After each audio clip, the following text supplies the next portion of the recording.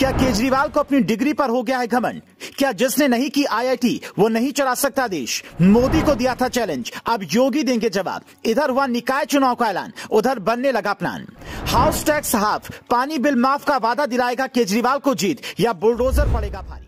जब से सिसोदिया को जेल हुई है, केजरीवाल मोदी पर ज्यादा आक्रामक हो गए हैं। वो खुलकर ये कहते हैं कि प्रधानमंत्री मोदी को अनपढ़ नहीं होना चाहिए। फिर सवाल ये उठता है कि क्या केजरीवाल की नजर में ग्रेजुएशन पास करने वाला हर आदमी अनपढ़ है? हम इस दावे पर आएंगे, लेकिन उससे पहले सुनिए कैसे योगी केजरीवाल को अब चुनावी मैदान में जवाब देने वाले हैं। यूपी के 760 नगरीय निकायों में 14,684 पदों के लिए 2 चरणों में वोटिंग होनी है। 4 मई और 11 मई को वोटिंग होगी, जबकि 13 मई को रिजल्ट आने वाले हैं। 9 अप्रैल को जैसे ही चुनावी तारीखों का ऐलान हुआ, बीजेपी ने मिशन निकाय चुनाव 2023 टू लोकसभा चुनाव 2024 शुरू कर दिया। विपक्ष भी इस बात को जानता है कि गांव की सरकार में अगर पकड़ बन गई तो आगे की चुनाव में आसानी मिलेगी।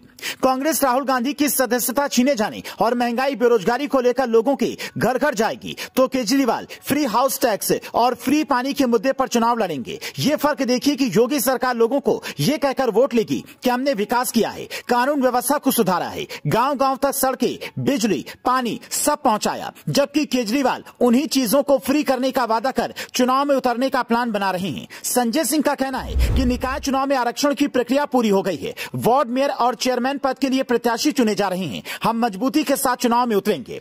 यहाँ ये समझना जरूरी है, क्या यूपी की जनता केजरीवाल के फ्री मॉडल के साथ जाएगी या फिर बाबा का बुलडोजर मॉडल अपनाएगी?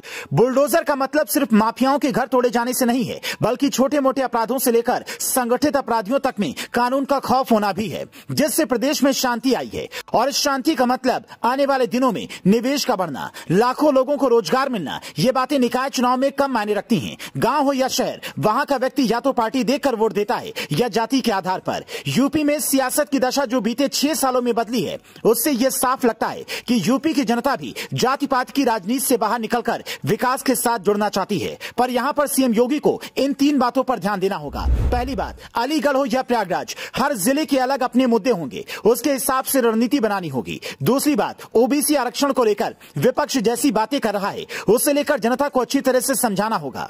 तीसरी बात, अखिलेश की पार्टी हो या मायावती की, सब रेस में है, ऐसे में कमजोर सीटों पर ज्यादा मेहनत करनी होगी। विपक्ष भी यही रणनीति अपनाएगा। हालांकि किसकी रणनीति किस पर भारी पड़ेगी ये 13 मई को पता चलेगा। लेकिन केजरीवाल की पार्टी जिस हिसाब से फ्री का वादा कर हर राज्य में अपना पांव पसार रही है, क्या वो देश की अर्थव्यवस्था के लिहाज से ठीक है? आप अपनी राय हमें कमेंट में दीजिए। हिंदुस्तान में हर साल लाखों लोग ग्रेजुएशन करते हैं, ये एक सम्मानित डिग्री है। फिर एक ग्रेजुएट प्रधानमंत्री केजरीवाल को किस आधार पर अनपढ़ लग रहे हैं? क्या जयशंकर से लेकर डोभाल तक ने आईआईटी की डिग्री नहीं ली है तो वो अच्छा काम नहीं कर रहे हैं? बड़े बड़े विद्वान भी यही कहते हैं कि आप अपने अच्छे कामों का प्रचार करिए, पर दूसरों को नीचा दिखाकर नहीं। क्या ये बात केजरीवाल नहीं जानते? क्योंकि ये अपमान मोदी का नहीं बल्कि प्रधानमंत्री पद का है। आप केजरीवाल के इस बयान को कैसे देखते हैं? हमें कमेंट में बता सकते हैं।